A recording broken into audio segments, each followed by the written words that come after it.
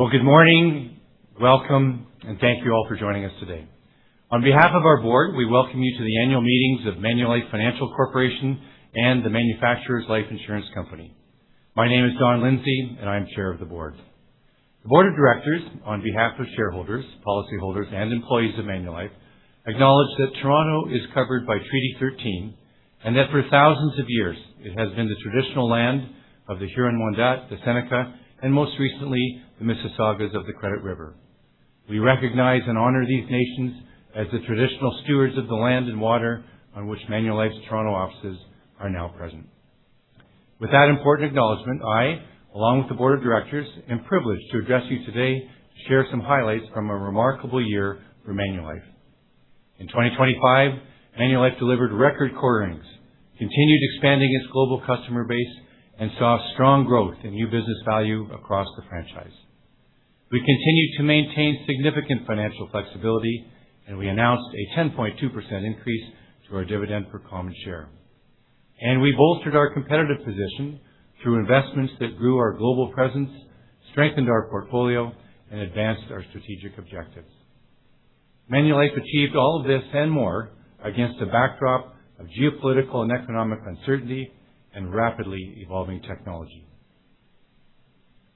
2025 was also a year of leadership transition for Manulife, with Phil Witherington becoming President and CEO. Now, Phil is a well-known and well-regarded leader within Manulife. Having served as CEO of our Asia business and as Group CFO prior to his current role, he has a track record as a strategic, forward-thinking leader who delivers results. Under Phil's leadership, Manulife announced a refreshed enterprise strategy in November of 2025, supported by 5 new strategic priorities that build on our strengths and position us to be the number one choice for customers. These priorities strike a balance between strategic continuity and bold investment in future growth to help ensure Manulife is positioned to capitalize on global megatrends over the long term. The board is fully aligned with Manulife's new ambition and has confidence in the leadership team's ability to execute this strategy with speed, clarity, and discipline. We're deeply committed to providing steady oversight through this pivotal period as Manulife accelerates digital transformation to become an AI-powered organization, deepens customer experiences, and unlocks value across our global portfolio. In closing, I would like to extend my sincere thanks to Phil and to the executive leadership team for their leadership and to my fellow board members for their unwavering focus on strong governance. We reflect on 2025 with pride and look forward to supporting Phil and the rest of Manulife's leadership team as they lead Manulife into its next phase of growth, scaling innovation, and delivering sustainable value for our customers and shareholders. And to our customers and shareholders, thank you for your continued support. And to our teams around the world, thank you for your hard work. You are vital to achieving our ambition and ensuring a strong future for Manulife. Bill and I are joined on stage today by Chief Financial Officer Colin Simpson and Corporate Secretary Antonella Deo. And before handing over to Phil for his remarks, we'd like to review a few housekeeping items. First, this meeting is being broadcast in both English and French. For attendees online, to switch languages, please click on your desired language from the buttons above the presentation screen. Closed captioning is also being provided in both English and French. For attendees in person, there are translation headsets available. Channel number 1 is for English, channel number 2 for French. If you did not receive a headset when you registered and would like one now, please raise your hand and a volunteer will provide you with one. Closed captioning will also be shown on the monitors to the left and the right of the stage in English and in French as indicated. If you need assistance during the meeting, there are volunteers at the back of the room. To be able to vote or ask questions during the meeting, online participants had to join the meeting by entering their control number at their registration screen. Information on where to find your control number was provided in the meeting materials sent to shareholders and policyholders and posted on our website. For attendees online, to ask a question during the formal business of the meeting, you can click on the messaging button on the screen and enter your question in the text box and click the send button. We will receive the questions and read them for all to hear, or you can enter your phone number and topic in the text box. The operator will then dial you into the meeting, Once you pick up, you will hear the meeting on your phone. Please mute your computer and listen to the live feed on your phone only. This will prevent any delay or feedback from occurring. When called upon to ask your question, the operator will then unmute your line. Please be sure to clearly indicate the topic your question relates to when submitting it online so that we can address it at the appropriate time. For attendees here in person, to ask a question during the formal business of the meeting, please come to one of the stationary microphones and identify yourself and confirm whether you are a shareholder of MFC, a policyholder of MLI, or a duly appointed proxy holder. If you are unable to come to one of the stationary microphones, please raise your hand and a volunteer will bring a microphone to you. Now, in the interest of giving sufficient time to respond to the questions of others, please only ask one question at a time and ensure your question does not exceed 3 minutes in length. Questions during the formal business of the meeting should relate to the matter being discussed. Questions of a general nature that are of interest to all shareholders and policyholders will be dealt with during the Q&A session following the conclusion of the formal business of the meeting. In fairness to other shareholders and policyholders, we ask that you not submit personal or offensive questions. If your question relates to a personal matter and you are in the room, please hold your question and approach one of our volunteers at the back who will direct you to an on-site management representative. If you have joined us via the webcast, please indicate in the text box that you would like someone to contact you and provide your contact information. We will not be addressing questions of a personal nature or that are offensive during the meeting. A reminder that only shareholders, policyholders, and proxy holders may ask questions. We draw your attention to the caution regarding forward-looking statements in the presentation slide. Comments made during this meeting may include forward-looking statements as defined in securities legislation. Actual results may differ materially from those expressed or implied in these statements. And please also refer to the note regarding the non-GAAP and other financial measures used in today's presentations. And with that, I will now hand it over to Phil. Well, thank you, Don, and good morning, everyone. It is an honor to speak with you today, just over a year into my tenure as Manulife's President and CEO, and what a year it has been.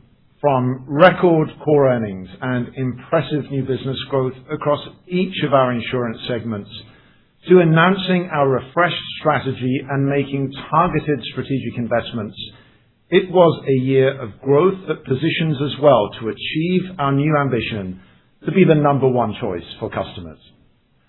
I'm excited for what lies ahead and confident in our team's continued performance. So let's dive in. We are proud of our strong 2025 financial results, including robust cash generation that enables us to deploy capital strategically. And in 2025, we returned $5.4 billion to you, our shareholders, all while investing in our business to deliver continued growth. We also strengthened our diversified portfolio this year. First, we acquired Comvest Credit Partners, accelerating the growth of our private markets platform and enhancing our asset management capabilities. Then we acquired Schroders Indonesia, reinforcing our position as the leading asset manager in Indonesia and expanding the range of world-class investment solutions we can offer our clients. We established a joint venture with Mahindra & Mahindra to enter the insurance market in India, one of the world's fastest growing insurance markets. This strategic move expands our global footprint and positions us for growth in all three mega economies of the future: the US, China, and India. And finally, we are investing to further strengthen our leadership position in our home market of Canada and deliver new business growth and sustain a scaled presence in the United States. These strategic investments will help to drive our long-term growth, and I'm grateful to our partners and our teams around the world who have made each of these milestones possible. And on a personal note, I know that I will look back fondly on this year as we successfully entered a new chapter for Manulife with my appointment as CEO. As I've settled into this new position, I am incredibly proud and grateful of the support of my predecessor, Roy Gorey, and the entire Board of Directors, Executive Leadership Team, and our teams around the world who have embraced our new ambition and enterprise strategy. In my first 100 days, I visited our offices across Canada, including Waterloo, Montreal, and Halifax. I also visited the US and Europe and many of our markets in Asia, where I met thousands of colleagues, partners, and investors. The insights from those early days helped shape our leadership team's thinking as we set our near and long-term goals in this new chapter for Manulife. And in the months that followed, I've continued to take a proactive stance externally, meeting with world leaders, government officials and policymakers to ensure that Manulife is at the table informing policy decisions that can help improve the lives of our more than 37 million customers. These engagements renewed my confidence in what I already knew to be true. Our people and culture are our greatest strengths. Our transformation over recent years is a testament to that, but we know we must continue to be nimble because the world around us is ever-changing. Market volatility and global economic uncertainty are heightened. Consumer digital expectations are climbing, and competition for top talent and distribution are intensifying, reshaping our industry for good. At the same time, we anticipate record levels of intergenerational wealth transfer, growing opportunities in the mega economies of the future, and sustained scale arising from low insurance penetration rates and retirement savings gaps in many markets around the world. We are well positioned for this reality thanks to our diversification by business, geography, and distribution mix, and due to our industry-leading AI position and top quartile employee engagement.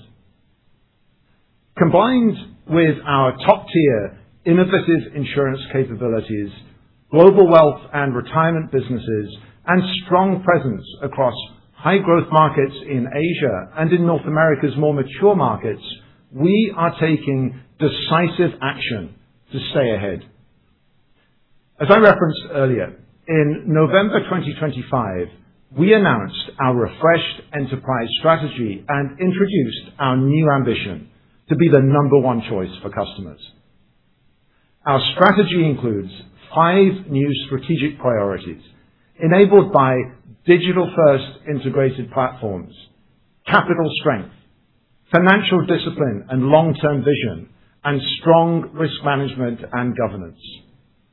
Our strategy gives us a clear path to capture opportunities and deliver shareholder value for the next decade and beyond. And the strategy is contemporary, recognizing the transformational power of AI and providing competitive differentiations in the solutions we provide to customers by recognizing the importance and interconnectivity between customer health, wealth, and longevity. We've been recognized by Evident AI as the leading life insurer for AI maturity and responsible innovation. And last year, we deployed AI sales enablement and underwriting solutions across all 4 operating segments. This work is delivering measurable results and meaningful impact for our customers, colleagues, and distribution partners.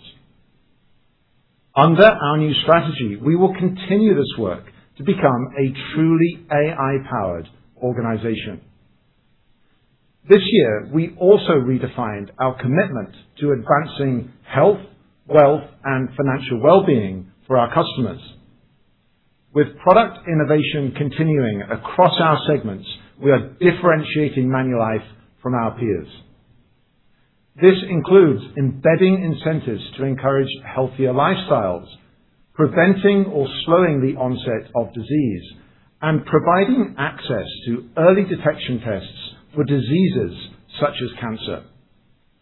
And in recognition of the responsibility we have to the communities in which we operate, concurrent with the introduction of our refreshed strategy, we launched the Manulife Longevity Institute, a global community investment and research platform backed by a $350 million commitment through 2030. This enables us to advance our community impact while helping our customers live longer and healthier lives for generations to come. With the board's support, our leadership team continues to move quickly to execute and deliver milestones that set us up for enduring success. I'm truly energized by the opportunities ahead for our team, our shareholders, and the communities we operate in. In closing, it is an honor to serve as Manulife's President and CEO. As a proud Canadian, leading such an iconic Canadian company with a long history, I feel a real sense of duty to each of you, our shareholders, and all our customers and our communities around the world. Thank you to our board chair and our entire board of directors for their continued support for our team and strategy. Thank you to our executive leadership team for your partnership and dedication to making lives better. And thank you to our 106,000 distribution partners and 37,000 colleagues whose hard work makes our success possible. And thank you to you, our shareholders and customers, for the trust you place in us to help secure your future. For more than 130 years, our company has navigated periods of geopolitical and economic uncertainty, and our expertise remains rooted in disciplined risk management and long-term decision-making. As a result, I am confident in our ability to not only achieve our targets, but also drive high-quality, sustainable growth for years to come, and to be the clear number one choice for customers. Thank you. Don, back to you. And thank you to you, Phil, for both your remarks and your leadership. I will now call to order the annual meeting of shareholders of MFC and the annual meeting of policyholders and the shareholder of MLI. Antonella Deo will act as secretary of the meeting, and Jennifer Anderson and Sarah Hunter of TSX Trust Company will act as scrutineers for both MFC and MLI. The notice of this meeting was sent to all shareholders and policyholders required to be sent such notice, and the quorum requirements for the meeting have been met. Accordingly, this meeting is now properly convened. We will now table the following items: the 2025 consolidated financial statements of MFC and of MLI, as well as the reports of the auditor and the actuary thereon. The 2025 consolidated financial statements of MFC were sent to shareholders in accordance with the Insurance Companies Act Canada and the applicable securities legislation. The 2025 consolidated financial statements of MLI were sent to policyholders in accordance with the Insurance Companies Act Canada. And the information for participating policyholders of MLI, which includes summaries of the participating policyholder dividend policy and the participating account management policy. This information can be found in the 2025 report to policyholders, which was sent to all participating policyholders who requested notice of meetings.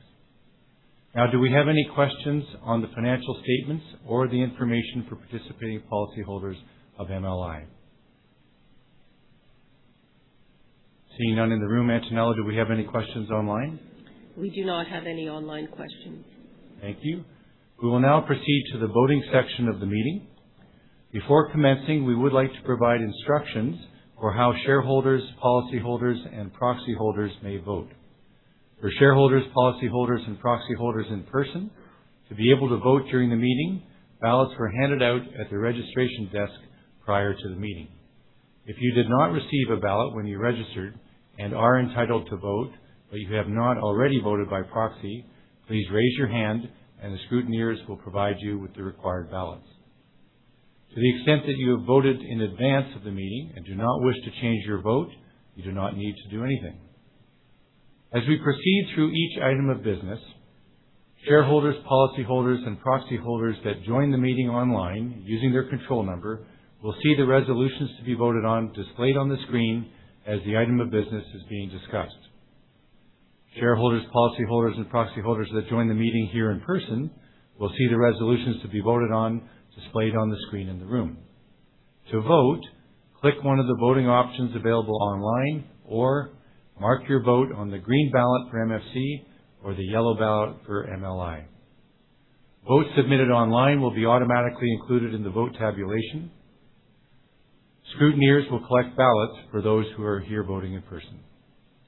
If you have not voted in advance of the meeting and you do not press one of either for, withhold, or against when voting is open, your vote will not be recorded and you will be regarded as having abstained from voting. We will be voting on items of business for both MFC shareholders and MLI policyholders. If you are both an MFC shareholder and an MLI policyholder or a proxy holder for both, you may vote on all matters. If you are an MFC shareholder but not an MLI policyholder or vice versa, you will see the items being voted upon for each company, but votes cast will only be counted towards the company of which you are a holder. A simple majority is required to approve matters voted on at this meeting. To facilitate efficiently proceeding through the business of the meeting, Manulife employees who are MFC and MLI proxy holders will move all resolutions. Preliminary results will be announced after voting closes for all matters, and then final results will be posted on our website following the meeting. First item of business is the election of the directors of MFC and MLI. You may either vote for or withhold your vote from each director nominee. We will now vote on the election of directors of MFC. The number of directors to be elected today, as determined by the board, is 13. If you have already voted and do not wish to change your vote, there is nothing for you to do at this time. Information on each nominee is set out in the Management Information Circular for this meeting. Michelle Joy Raffat, an employee and a proxy holder, has agreed to move this resolution.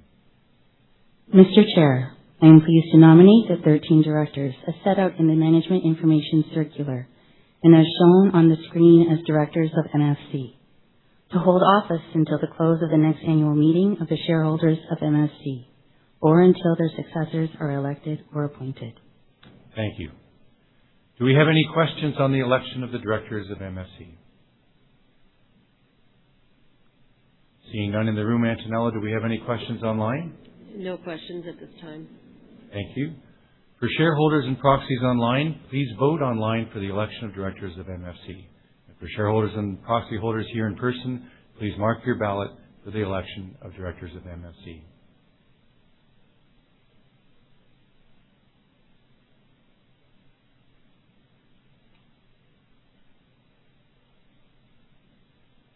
Voting is now closed for the election of the directors of MFC. We will now vote on the election of directors of MLI. The number of directors to be elected today as determined by the board is 13, made up of 5 policyholder directors and 8 shareholder directors. Information regarding the nominees is set out in the report to policyholders for this meeting. The participating policyholders of MLI vote for the policyholder directors, and if you have already voted and do not wish to change your vote, there is nothing for you to do at this time. Camille Ricketts, an employee and a proxy holder, has agreed to move this resolution. Mr. Chair, I'm pleased to nominate the 5 directors as set out in the report to policyholders and as shown on the screen as policyholder directors of MLI to hold office until the close of the next annual meeting or until their successors are elected or appointed. Thank you. Do we have any questions on the election of policyholder directors of MLI? Seeing none in the room, Antonella, have we received any questions online? We have not. Thank you. For policyholders and proxy holders online, please vote online for the election of the policyholder directors of MLI. And for policyholders and proxy holders here in person, please mark your ballot for the election of the policyholder directors of MLI.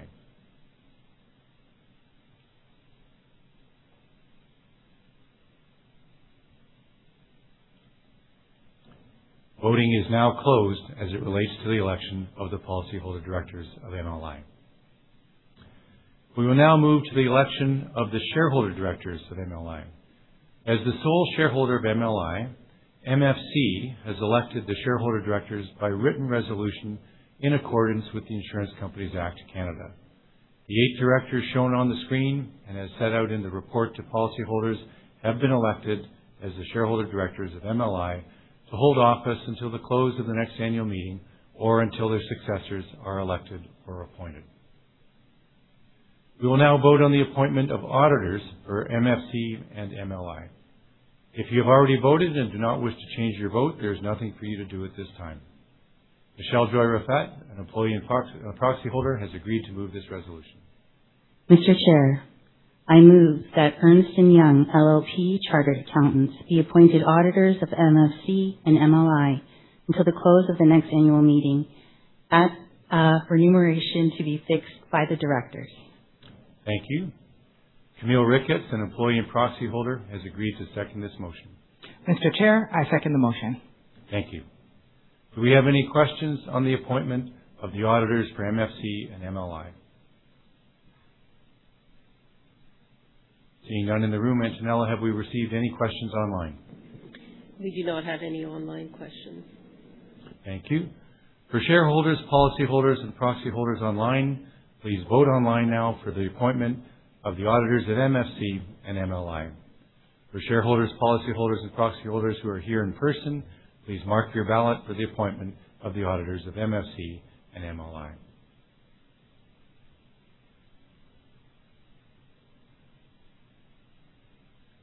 Voting is now closed as it relates to the appointment of the auditors for MFC and MLI. We will now hold the non-binding shareholder advisory vote on MFC's approach to executive compensation. MFC's executive compensation program is designed to contribute to our long-term sustainable growth by rewarding executives for strong performance in executing our business strategy. Your board believes that shareholders should have an opportunity to understand how and why the board makes its executive compensation decisions and should be able to provide input to the board on executive compensation. We take our shareholders' feedback seriously and we will continue to do so. If you have already voted and do not wish to change your vote, there is nothing for you to do at this time. Michelle Joy Raffat, an employee and a proxy holder, has agreed to move this resolution. Mr. Chair, I move that the advisory resolution to accept MFC's approach to executive compensation as set out on page 14 of the Management Information Circular be approved. Thank you.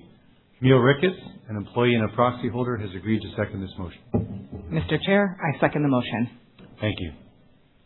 Do we have any questions on the advisory resolution on MFC's approach to executive compensation?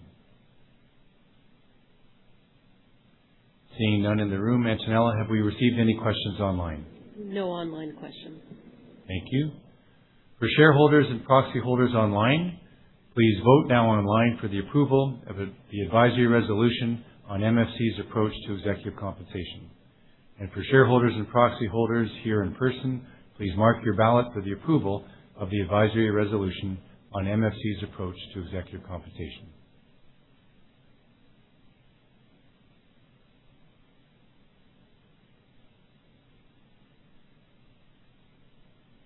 Voting is now closed as it relates to the approval of the advisory resolution on MFC's approach to executive compensation. For shareholders, policyholders, and proxy holders here in person, the scrutineers will now collect the ballots, and we will wait a few moments for all ballots to be collected.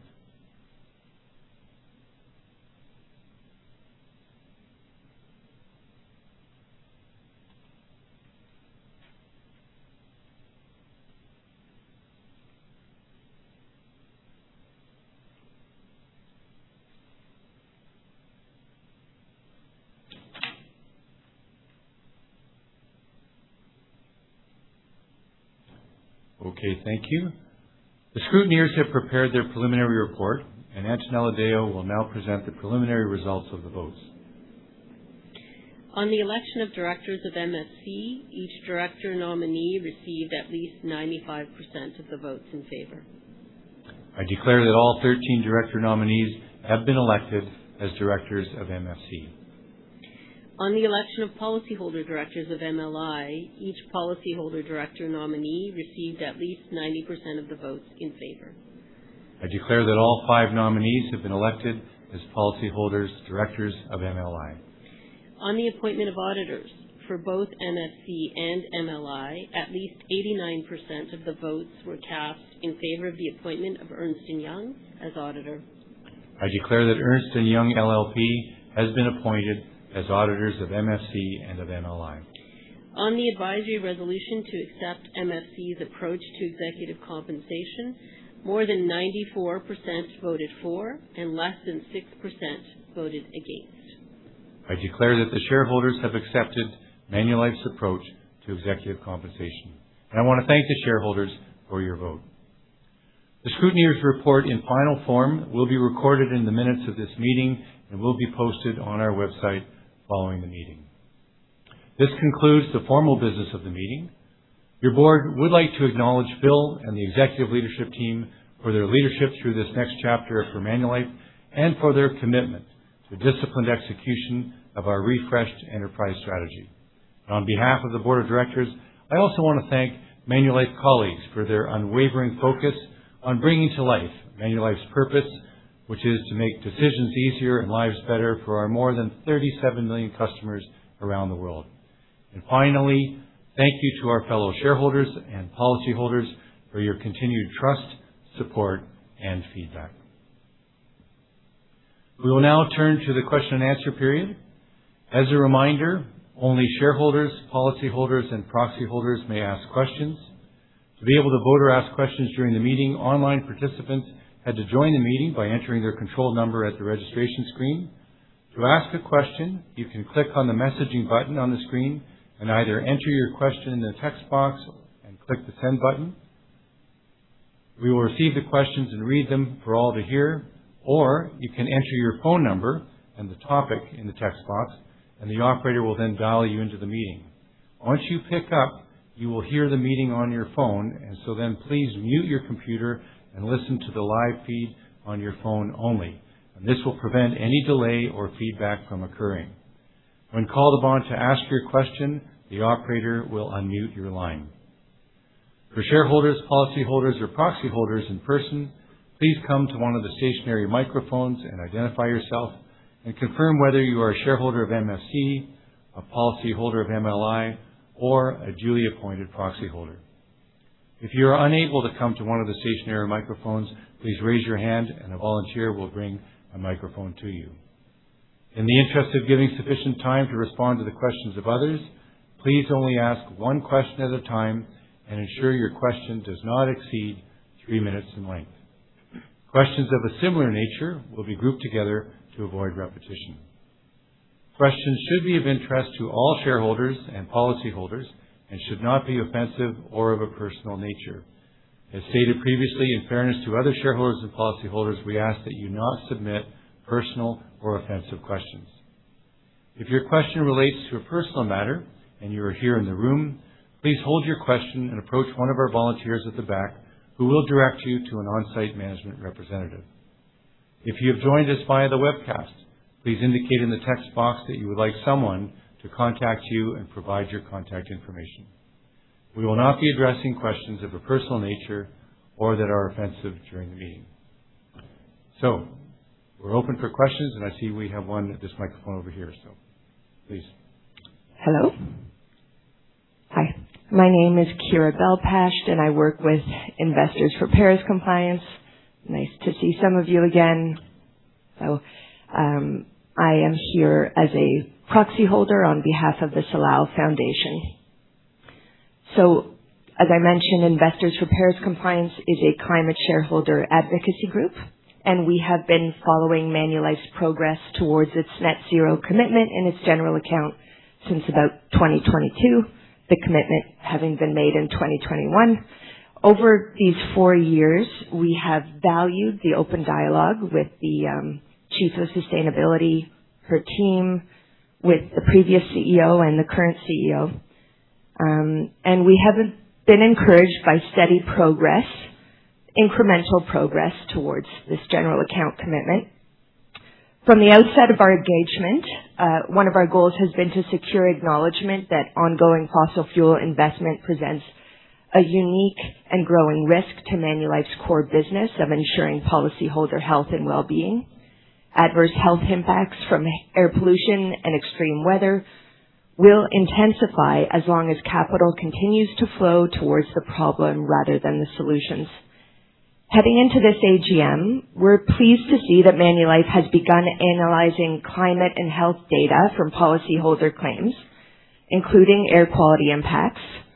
We're also pleased to see a decline in its legacy fossil fuel assets in its general account from $1.9 billion in 2024 to $1.7 billion in 2025. I hope I'm getting that right. And a commitment to decline these holdings going forward, and to increase generally its investments in transition. However, our analysis shows that Manulife does not appear yet to be on track to reach a ratio of 4.8 to 1 low carbon to fossil fuel energy investments in its general account by 2030, which Bloomberg NEF states is required to achieve its net zero commitment. So my question, sorry for the long preamble, in light of the strong links between climate and health, and Manulife's commitment to achieve net zero in its general account, I'm curious to know whether in the coming year Manulife will commit to a quantitative target to increase its investments in the opportunity side of the climate ledger, the energy transition and renewables, really a commitment to invest in the health of its policyholders. So thank you. I look forward to your answer. Thank you very much for your question and your comments. And I do want to say up front that we very much appreciate your acknowledgement of the quality of dialogue with our team at Manulife. I'll make a couple of comments, and then Phil may want to add things more specific. But as you said towards the end of your comments, there's no doubt for a life and a health insurer that climate change and human health are directly connected. And we are very, very much committed to going forward taking action on climate change. We have a climate action plan, have had for a number of years with targets all across our listed assets, the power generation project finance, and our own operations. And we've seen some pretty strong progress so far, though obviously much work to do. In addition, our sustainable investments, including renewables, represent about 11% of the portfolio, alongside roughly $13 billion in labeled bonds, underscoring that sustainability is already embedded in our approach.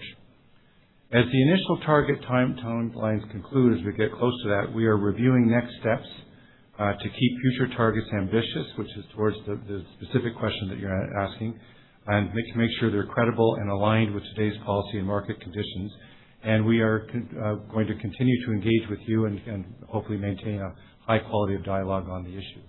So that's sort of from the board's perspective, but Phil, I don't know if you want to add anything more specific.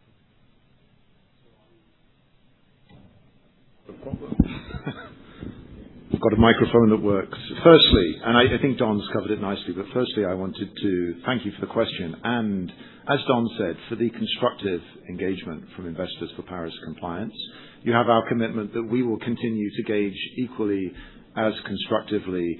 And as Don laid out, as we look to the future, we are now getting into a period where we have, as you referenced, made a lot of progress, and we are actually coming up on the periods of time when some of our targets, the relevant completion dates, will fall, and that causes us to actually review what is the next wave of targets that will remain relevant and credible and ambitious.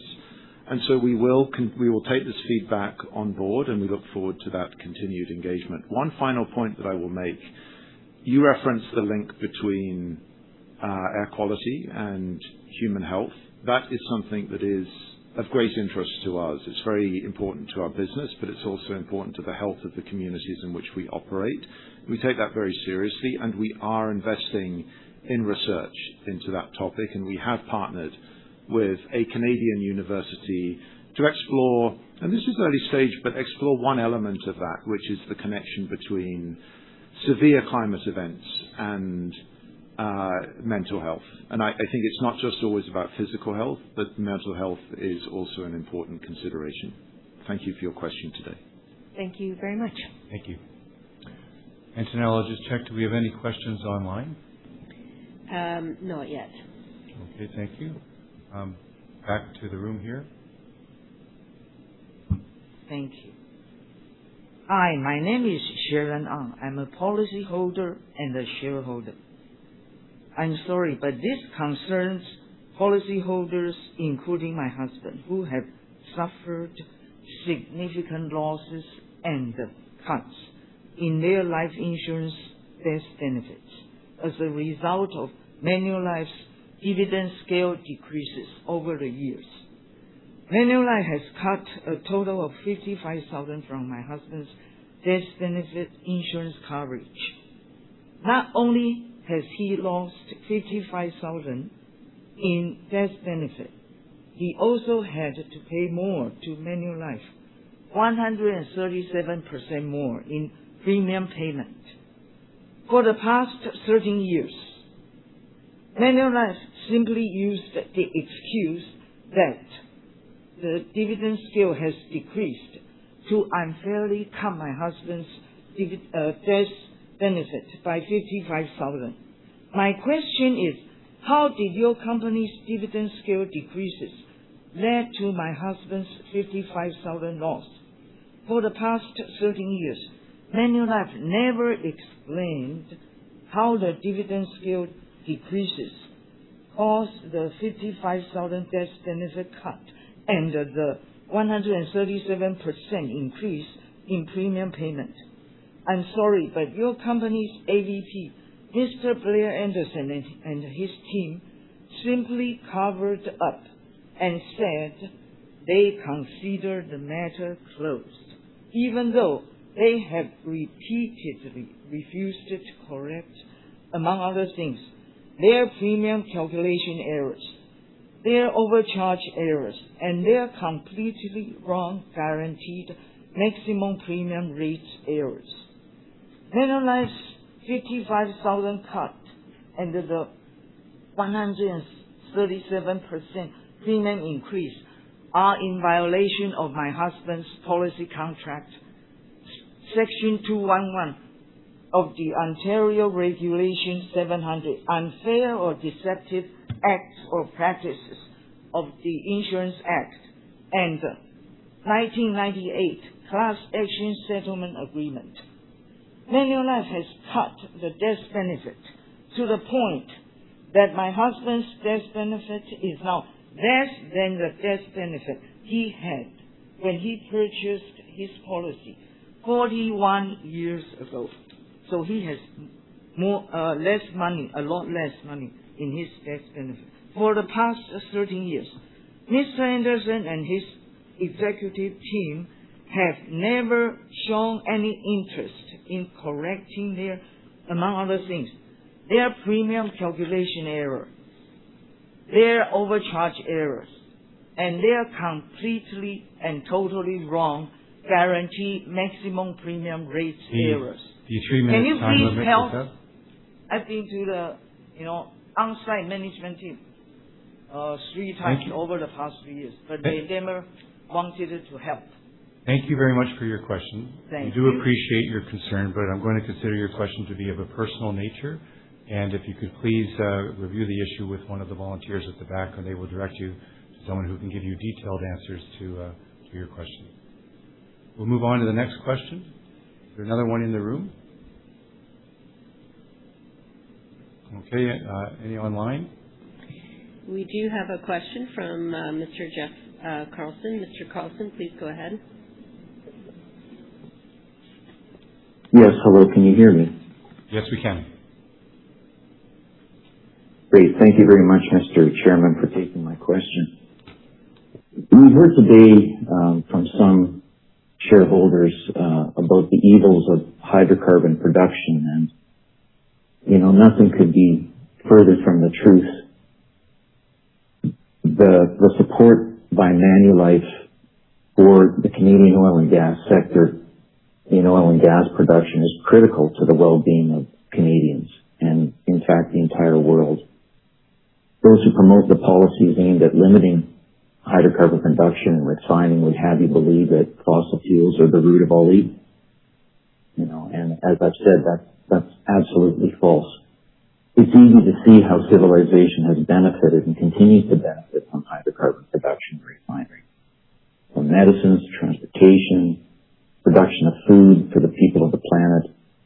Canada is a leader in these technologies and best practices, and it behooves Manulife to continue to support Canadian-made, Canadian-produced hydrocarbon resources. And I look forward to that continued support in the future. Thank you. Thank you very much for your comment. Manulife gives very careful consideration to our investments in energy, whether they be renewable energy or hydrocarbon-based. We understand that there's a range of issues, a range of views on these issues, and we'll be carefully monitoring that as we go forward. Do we have any further questions online? No more questions. Are there any further questions in the room? I want to make sure we have given everybody enough time. Well, I see no more questions in the room, and there are none online. So with that, I want to thank you all for attending and for your continued interest in Manulife. The meeting is now closed. Please have a wonderful day.